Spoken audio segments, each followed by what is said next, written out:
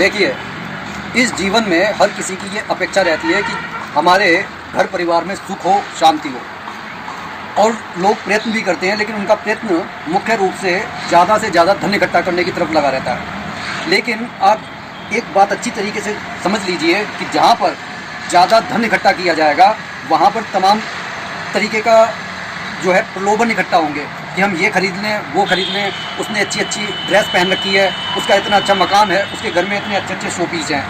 वहाँ पर धीरे धीरे से प्रेम गौण होने लगता है। जबकि हमारे जीवन में धन अगर गौण होगा तो चलेगा, धन बस हमारी आवश्यकताओं को पूरी कर दे। अगर हम रोग या शोक से ग्रस्त हैं तो उस धन का स्राव, उस रोग शोक को हटाने के लिए अगर हम कोशिश करते हैं तो सही है, लेकिन सबसे मुख्य ज़रूरत हमारे लिए है प्रेम की। लेकिन तमाम जो लोग हैं, जो व्यवहारिक लोग हैं, वो इस तरीके का प्रयास करते हैं कि सिर्फ धन सब कुछ है और सारी जो कुछ भी है हमारी गलतियां हैं उसको धन से ढक देते हैं। लेकिन हकीकत ये है कि प्रेम को दिखाने के लिए हमारे को ज़्यादा प्रयत्न नहीं करना पड़ता, लेकिन जब हम प्रेम को एक तरीके से दिखावा करने लगते हैं तो उसके लिए हम धन को खर्च करने के बाद ये दिखाते हैं कि हम इस तरीके से तुम्हारे से कितना स्नेह करते हैं, इसीलिए हम तुम्हारे लिए ये खरीद कर लेकर आए हैं। लेकिन हकीकत ये है, जब आप दुख में हो, दर्द में हो, तब दो मीठे शब्द हमारे हृदय पर एक मलहम का काम करते हैं। क्या आप वो धन लगाकर वो काम कर सकते हो? तमाम लोग कहेंगे कि बिना धन के अगर कोई रोगी व्यक्ति है तो उसको चिकित्सक भी नहीं देखेगा। बिल्कुल सही बात है, लेकिन उस चिकित्सा में जो औषधि दी जा रही है, अगर वह आपको जली कटी सुना कर दी जाएगी तो वह औषधि भी काम नहीं करेगी। इसलिए ज़्यादातर चिकित्सक औषधि के साथ ये भी कहते हैं कि अपने दिमाग पर कम प्रेशर डालो और कोशिश करें, रिलैक्स रहने की कोशिश करो, हल्की फुल्की बातें करो।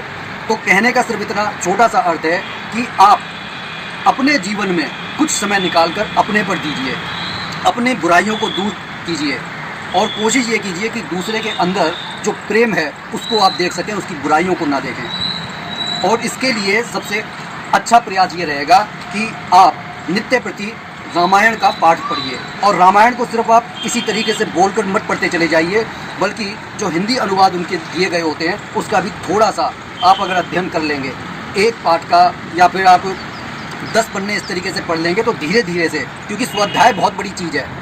अगर आप स्वाध्याय नहीं करेंगे, जैसे कि एक घर में अगर डेली सफाई नहीं करी जाती तो होता क्या है कि गंदगी अपना घर बना लेगी। उसी तरीके से ये जो दिमाग है, अगर आप इसको सकारात्मक ऊर्जा से नहीं भरेंगे, सकारात्मक विचारों से नहीं भरेंगे, तो उसमें उस खेत की भांति जहाँ पर ढंग से खेती बाड़ी नहीं की जा रही तो वो घास फूस से भर जाते हैं। बिल्कुल उसी तरीके से हमारा ये दिमाग नकारात्मक विचारों से भर जाएगा। हम उल्टे सीधे विचार करेंगे और उल्टे सीधे विचार हमारे को पतन की ओर लेकर चले जाएंगे। जबकि हमारे जीवन का जो परम ध्येय है, प्रभु से साक्षात्कार, वो तभी संभव हो सकता है जब हम अपने जीवन को प्रेम, दया, करुणा से भर लें। और ये प्रेम, दया, करुणा सिर्फ दिखावे मात्र के लिए ना हो, बल्कि हम लोगों के साथ ऐसा व्यवहार अपने जीवन में अपने आप को इस तरीके से डालें जिससे वाकई में हमारा जीवन ही प्रभुमय हो जाए और हमारे अंदर वो अलौकिक क्षमता आ जाए कि लोग हमारे से मिलकर संतुष्ट हो सकें।